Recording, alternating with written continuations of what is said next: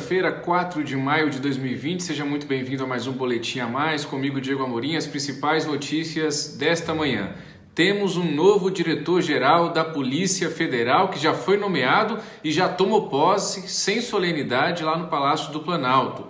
Trata-se de Rolando Alexandre de Souza, que vai substituir Maurício Valeixo no comando da Polícia Federal. Valeixo que foi exonerado por Jair Bolsonaro, ainda sem muita explicação, naquele episódio que acabou resultando na saída de Sérgio Moro do Ministério da Justiça e da Segurança Pública. Moro que acusa Jair Bolsonaro de tentar interferir politicamente na pasta e na Polícia Federal com a exoneração de Maurício Valeixo. Vocês devem se recordar, na semana passada, Bolsonaro tentou emplacar neste cargo o Alexandre Ramagem, que é amigo da família. O Alexandre de Moraes, ministro do Supremo Tribunal Federal, barrou essa nomeação e hoje, então, Rolando Alexandre de Souza toma posse como novo diretor-geral da Polícia Federal.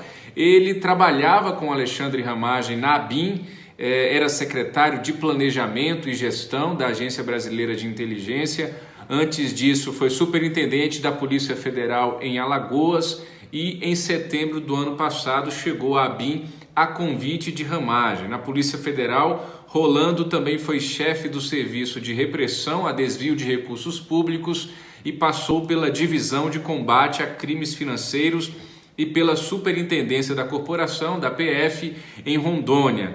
Esses são alguns aqui dos cargos ocupados, um pouquinho do currículo do novo diretor-geral da Polícia Federal.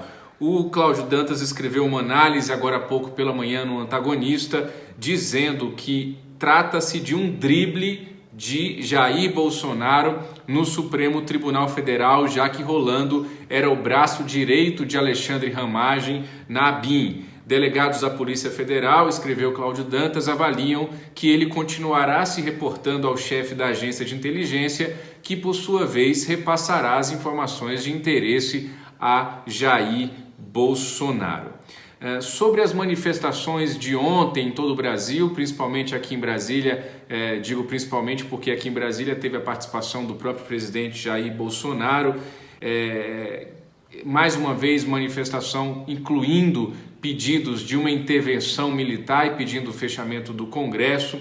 O vice-presidente da República, Hamilton Mourão, nesse contexto, disse à revista Cruzoé que nem o governo de Jair Bolsonaro, nem as Forças Armadas vão descumprir a Constituição. Disse Mourão, abro aspas para o vice-presidente da República: ninguém irá descumprir a Constituição. Agora, cada poder tem seus limites e responsabilidades, afirmou o vice-presidente. Vamos em frente. Eu entrevistei agora pela manhã o deputado Felipe Barros, que é do PSL, mas da ala bolsonarista do PSL do Paraná, deputado que é um dos parlamentares mais ligados ao presidente da República. Tive uma longa conversa com ele, registrei os trechos principais desta entrevista no site do Antagonista agora pela manhã. Por exemplo, Felipe Barros defende a posição de Jair Bolsonaro de criticar o isolamento social em meio à pandemia da Covid-19. Segundo Felipe Barros, o presidente da República tinha razão desde o início ao criticar o isolamento. Ele defende, na mesma linha do presidente da República, que os efeitos econômicos da pandemia já estão sendo piores do que as consequências da própria doença. Além disso, Felipe Barros me disse que a Aliança pelo Brasil, o futuro partido de Jair Bolsonaro, que terá como vice-presidente o senador Flávio Bolsonaro, filho do presidente da República e alvo de investigação naquele esquema da rachadinha lá no Rio de Janeiro.